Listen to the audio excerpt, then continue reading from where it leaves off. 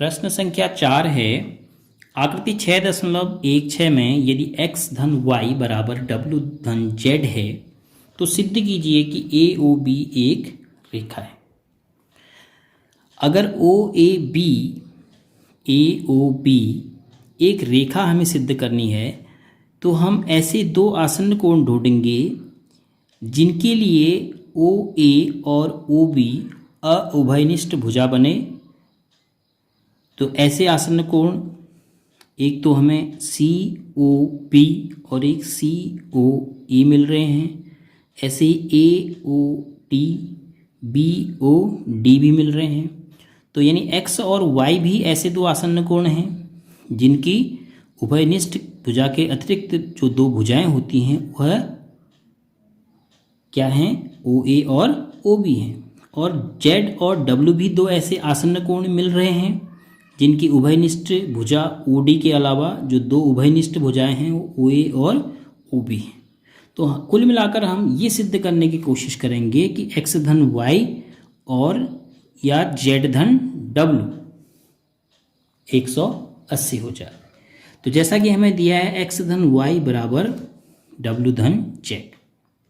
अगर हम बिंदु O की बात करें तो बिंदु O पर एक बिंदु पर कुल मिलाकर कोण जो बनता है, बिंदु O के लिए चार कोण आपको दिख रहे हैं बिंदु O पर। तो एक तो है कोण AOC धन कोण COB धन कोण BOD और धन कोण DOA। ये चारों मिलके 360 अंश होंगे। क्यों? क्योंकि संपूर्ण कोण है। किसी भी बिंदु पर संपूर्ण कोण जो है कितने अंश का होता है, 360 अंश का। अब इसमें AOC, COB और BOD के लिए हमें संकेत रूप में दिया है कि AOC की जगह हम y रख सकते हैं, धन COB की जगह x रख सकते हैं, धन BOD की जगह w रख सकते हैं और धन DOA की जगह z रख सकते हैं। तो बराबर 360 अंश।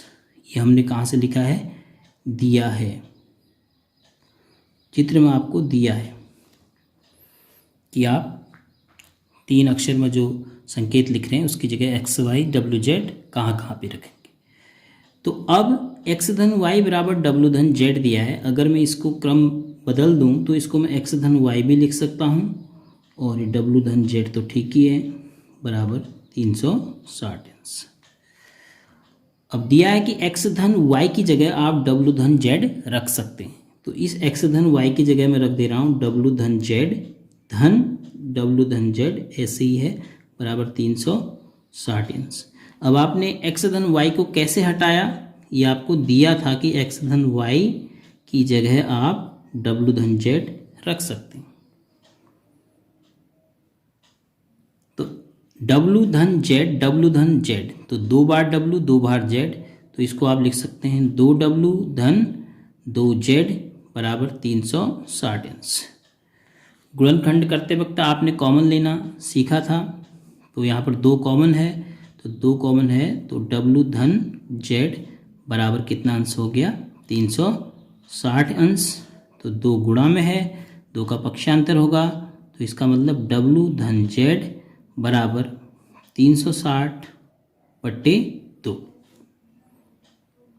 तो 360/2 कितना हो गया, 180 अंश। तो w धन z का मान आ गया 180 अंश।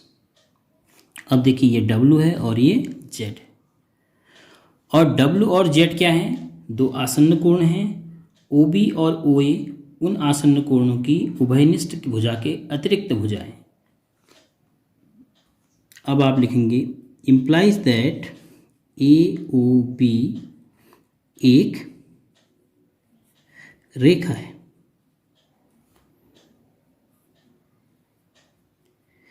क्यों आप ऐसा कह रहे हैं, कारण चूंकि W Z कैसे कोण हैं, आसन्न कोण हैं। ये दोनों आसन्न कोण हैं। आसन्न कोण के लिए मैंने संकेत लिख दिया, दोनों आसन्न कोण हैं और दोनों का योग कितना है, 180 80 अंश है। तो जब भी दो आसन्न कोणों का योग 180 अंश होता है तो उन आसन्न कोणों की अउभयनिष्ठ भुजाएं एक रेखा का निर्माण करती हैं। इति सिद्धम, ऐसे आप इसको सिद्ध कर सकते हैं।